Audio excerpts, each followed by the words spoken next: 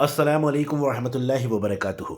मेरा अज़ीज़ तलबा, मैं आपका दोस्त इमरान अपने चैनल करीम क्लासेस में आप तमाम ही का खैर मकदम करता हूँ और दिल की गहराइयों से इस्तकबाल करता हूँ। उम्मीद करता हूँ कि आप तमाम ही अपनी जगह खैर वाफियत से होंगे और खुश खुरम ज़िंदगी गुजार रहे होंगे। मेरे अजीज़ तलबा, आज के इस वीडियो में मैं आपको कृष्ण चंद्र की हालात ज़िंदगी और उनके अदबी खिदमात के बारे में बताने वाला हूँ।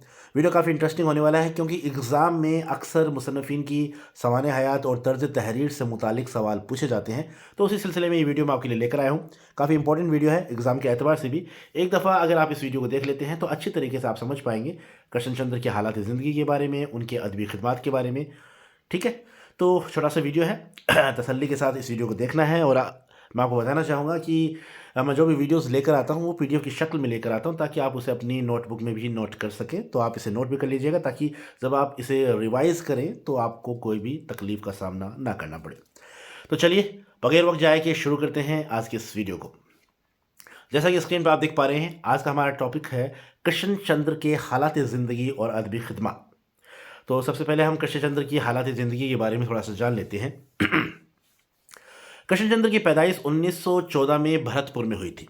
ठीक है, तो ये आपको पता होना चाहिए। कृष्णचंद्र जो कि एक जाने माने अफसाना निगार हैं और इनकी जो पैदाइश है वो 1914 में भरतपुर में हुई थी। आपका बचपन पुंछ कश्मीर में गुजरा, वहाँ पर आपके वालिद डॉक्टर का फरीज़ा अंजाम दे रहे थे। यानी इनके जो वालिद साहब थे वो डॉक्टर थे और इनका जो बचपन है वो पुंछ कश्मीर में गुजरा है। और कृष्णचंद्र जो है इनकी पैदाइश वैसे 1914 में भरतपुर में हुई थी। तो ये छोटी छोटी बातें आपको पता होनी चाहिए। आपने वकालत का इम्तिहान भी पास किया, इसके बाद अंग्रेज़ी में एमए की डिग्री हासिल की। ठीक है, वकालत भी की इन्होंने और एमए की डिग्री जो है वो इन्होंने इंग्लिश में हासिल की। आपने ऑल इंडिया रेडियो में भी मुलाजमत की, यानी ये जो कृष्णचंद्र जी हैं वो ऑल इंडिया रेडियो से भी वाबस्ता रहे। इसके बाद आपको फिल्मों में काम करने का शौक़ पैदा हुआ और मुंबई चले गए, लेकिन कामयाब ना हो सके। तो कृष्णचंद्र जो हैं वो उन्होंने फ़िल्मों में भी काम किया, लेकिन वो फ़िल्मों में कामयाबी हासिल ना कर सके। उन्होंने कलम को ही अपनी रोज़गार का ज़रिया बनाया और आपने तकरीबन सभी नस्री इसनाफ़ में अपने कलम के ज़ोहर दिखाए हैं। आप पर बशियार नवेसी का इल्ज़ाम भी लगाया जाता है। कृष्णचंद्र की वफ़ात 1977 में मुंबई में हुई। तो यानी ये बातें हैं इनके बारे में कि जो है इन्होंने फ़िल्मों में काम किया, लेकिन आखिरकार इन्होंने जो कामयाबी जो है वो अपने रोज़गार का जो ज़रिया है वो उन्होंने कलम को ही बनाया। और लगभग इन्होंने हर जो सिन्फ़ है, जो हर सिन्फ़ पे काम किया है, तमाम असनाफ़ पर इन्होंने अपने कलम की जो है ज़ोहर दिखाए हैं। और इन्हें बशियार नवेशी का इन पर इल्ज़ाम लगाया जाता है। बशियार नवेशी बोलते हैं जो बहुत ज़्यादा लिखता है, यानी इन पर बहुत ज़्यादा लिखने का इल्ज़ाम भी लगाया गया।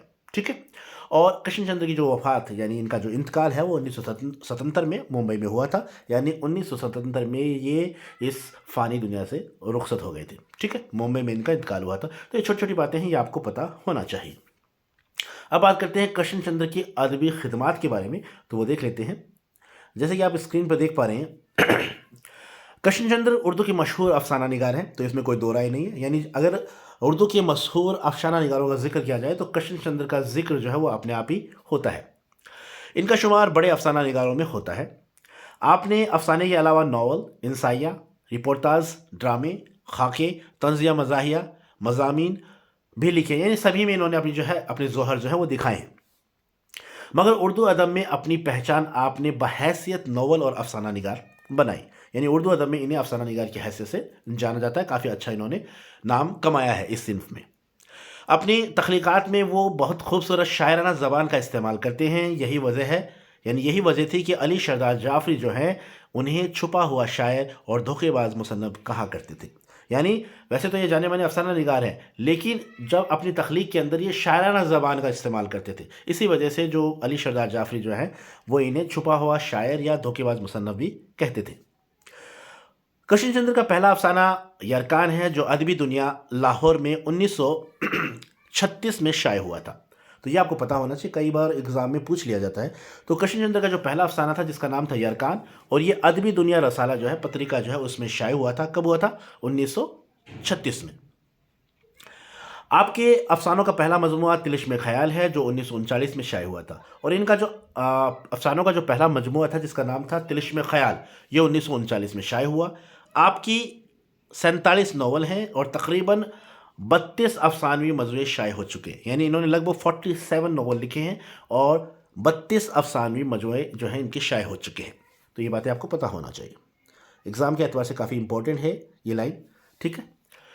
कृष्णचंद्र को अफसाना निगारी के फ़न में ज़बरदस्त महारत हासिल थी और शहर और देहात दोनों की ज़िंदगियों का उन्होंने गहराई से मुताला किया है, ठीक है। वो अपनी नसर में शायराना ज़बान इस्तेमाल करते हैं। उनके यहाँ मंज़र निगारी के आला नमूने भी पाए जाते हैं। उन्होंने अपनी नसर में हयत और तकनीक के बहुत से तजुर्बे किए हैं। आपका तंज़ बहुत तीखा है और इनके तंज़िया व मज़ाहिया तहरीरें जो हैं वो भी काफ़ी मशहूर हुई हैं। यही वजह है कि बहुत सी ज़बानों में इनके अफ़सानों और नवलों के तर्जुमे हो चुके हैं, ठीक है। और आखिर में देख लेते हैं, कृष्णचंद्र को उनकी अदबी खिदमात की वजह से सोवियत लैंड नेहरू अवार्ड और पद्म भूषण का एजाज़ भी अता किया गया, ठीक है। तो ये दो तरह के एजाज़ जो हैं इन्हें मिले थे। एक तो था सोवियत लैंड नेहरू अवार्ड और दूसरा था पद्म भूषण, ठीक है। तो काफ़ी छोटा सा वीडियो है और इसमें सभी जो अहम मालूमात हैं कृष्णचंद्र से मुतालिक वो सभी मैंने बहुत ही आसान ज़बान में समझाने की कोशिश की है।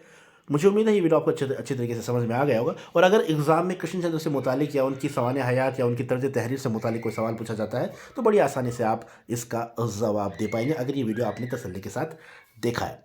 तो बहरहाल आज के इस वीडियो में इतना ही। जल्दी मुलाकात होगी नेक्स्ट वीडियो में, तब तक के लिए पढ़ते रहिए, खुश रहिए, आबाद रहिए। खुदा हाफिज़।